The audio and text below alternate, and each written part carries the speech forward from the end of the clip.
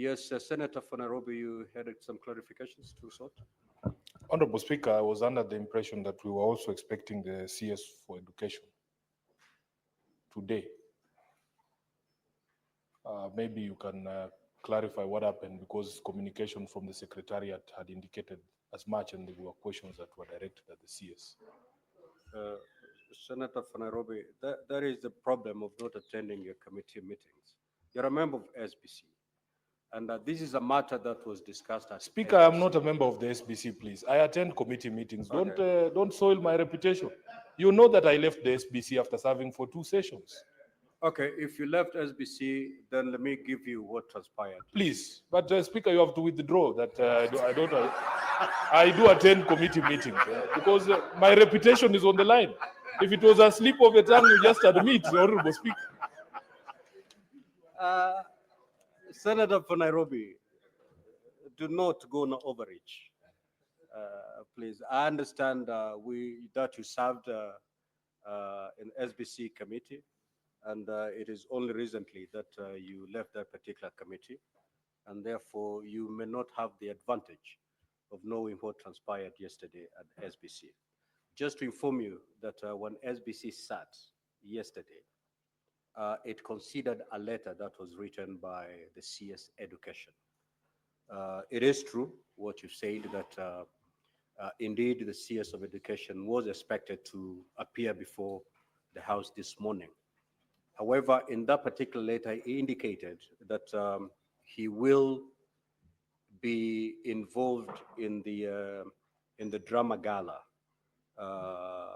in Nakuru as the Minister of Education, and therefore he will not be able to appear before the House. You know, the drama festivals actually fall within the Ministry of Education, and that is happening in Nakuru. And therefore, as the CS in charge of that docket, he cannot be able to be with us because he is the one who is actually midwifing and managing that particular event. And having deliberated the letter, the contents of the letter, the SBC found it fit to accept that reason as a valid reason. And that's why you cannot see the questions in today's order paper. I believe the senator for Nairobi, that is satisfactory. We acknowledge that you're no longer serving in SBC, and I want to state to the people of Nairobi and the people of Kenya that you always attend your committee meetings. If that will help your politics, so be it. So let's proceed.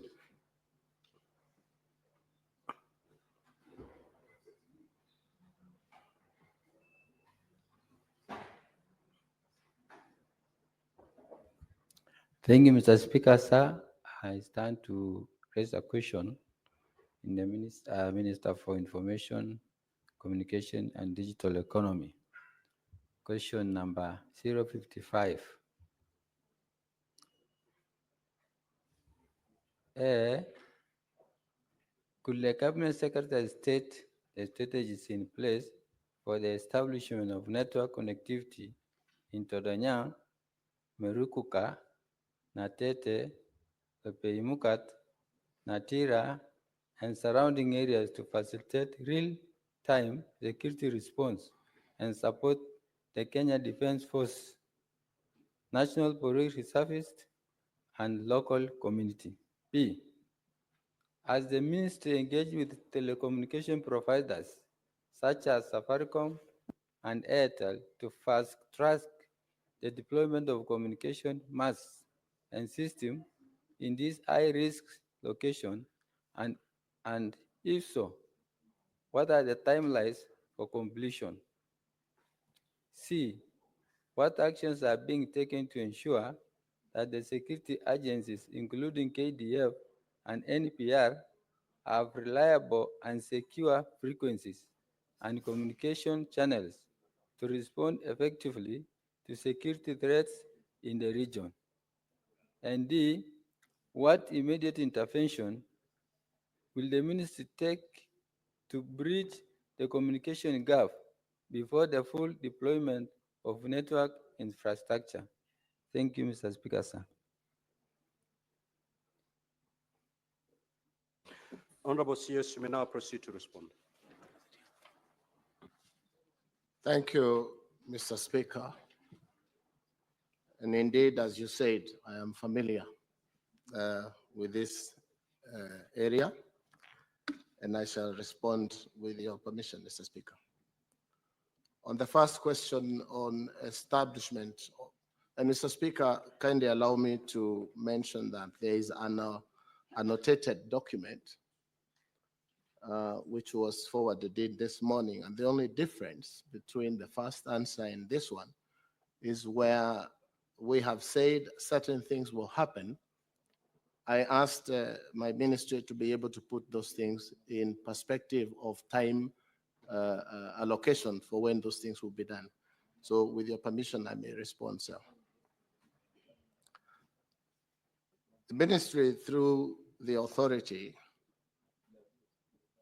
interventions under the Universal Service Fund, USF, has successfully established a mobile cell tower in Todonyang, which is currently on air and providing mobile services to the surrounding community.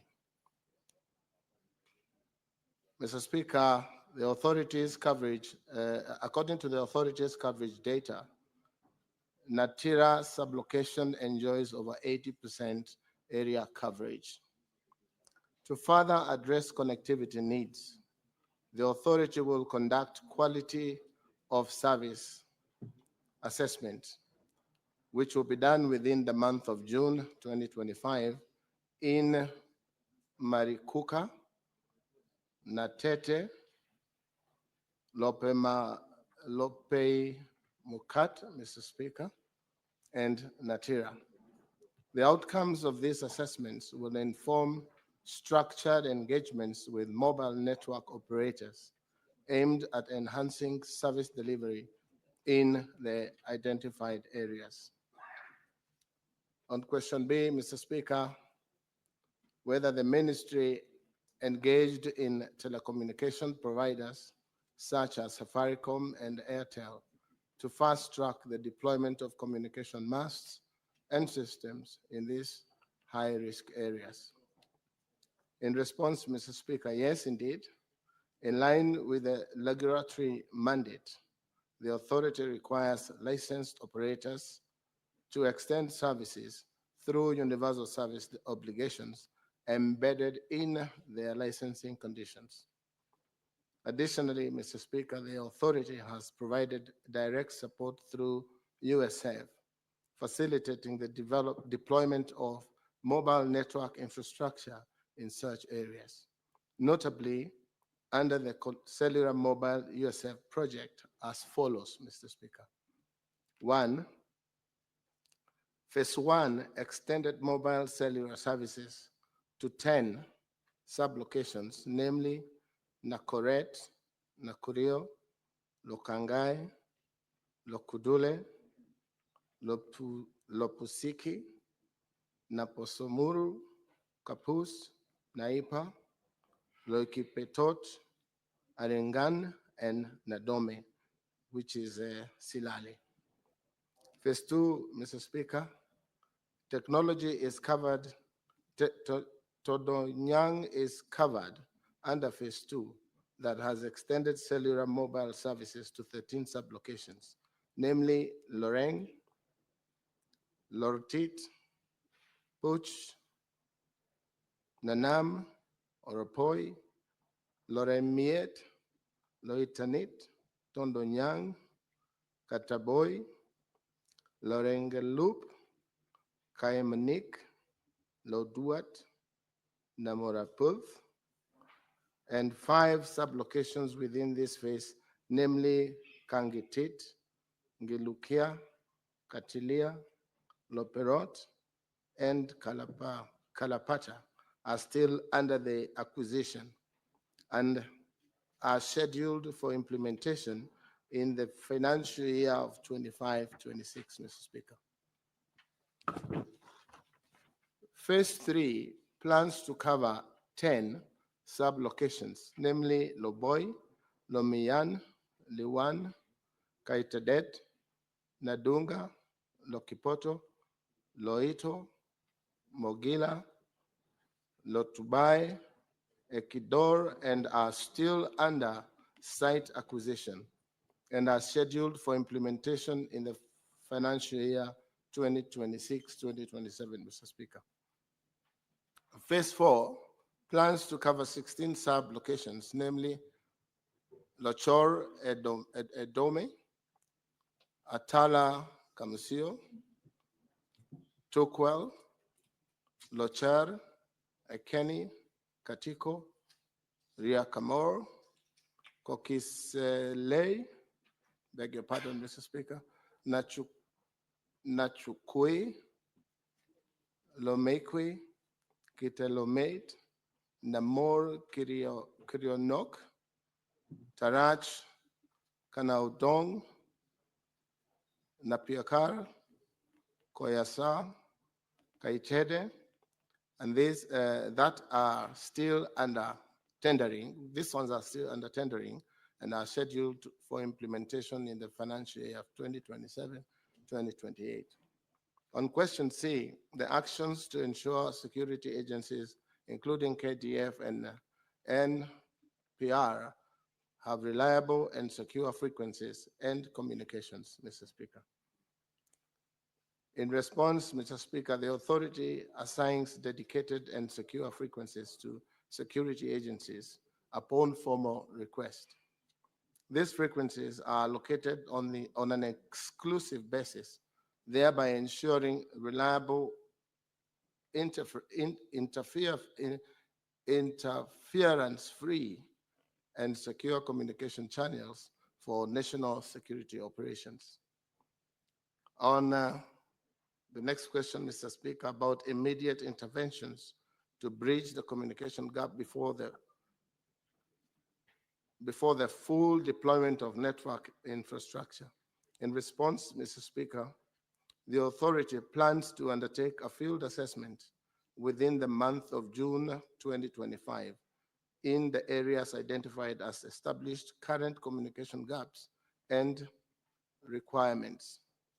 Based on this assessment, Mr. Speaker, the authority will engage with licensed operators to explore interim measures, including possible network optimization and quality of service improvement initiatives to ensure short-term connectivity support as broader infrastructure deployment continues, Mr. Speaker. In conclusion, Mr. Speaker, the authority remains committed to supporting national security, public safety, and digital inclusion through targeted regulatory interventions and strategic partnerships. The measures highlighted above demonstrate the ongoing efforts by the authority through the Universal Service Fund and collaboration with licensed operators to enhance network connectivity and ensure secure, reliable communications in high-risk and underserved areas such as Tondonyang, Merikuka, Netete, Lopei Mukat, and Natira. Moving forward, Mr. Speaker, the authority welcomes continued engagement with the ministry, the Senate, and other stakeholders to address emerging challenges, accelerate infrastructure deployment and connectivity, ensuring that communication services are accessible and responsive to the needs of both citizens and the security agencies. I submit, Mr. Speaker. Senator Lominan, you have a chance to ask two supplementary questions.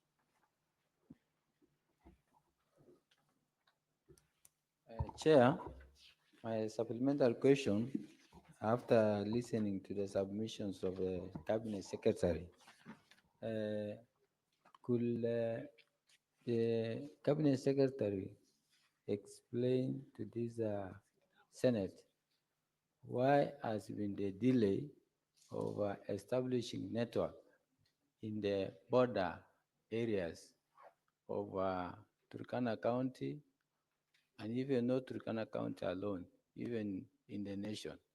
For example, there is poor network in border of Kibich and Ethiopia, Nadapal, border between Southern Sudan and Kenya, which is Lokchogyo.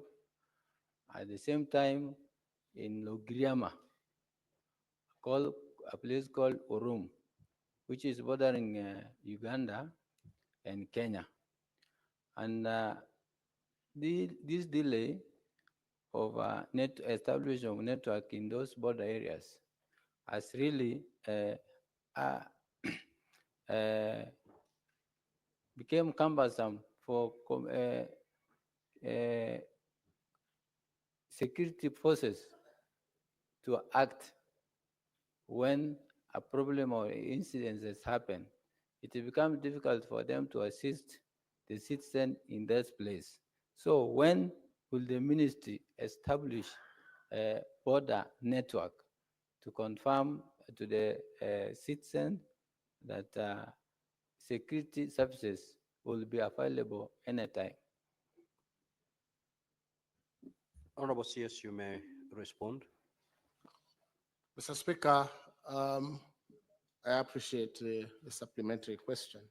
And in response, Mr. Speaker, the ministry's emphasizes very much on connectivity of high security areas, and indeed the entire country, Mr. Speaker. But for areas where we do not have fiber optic, Mr. Speaker, we are working with satellite providers like Starlink, ATC masts, so that we can use their facilities to be able to give connectivity, especially on the mobile platform.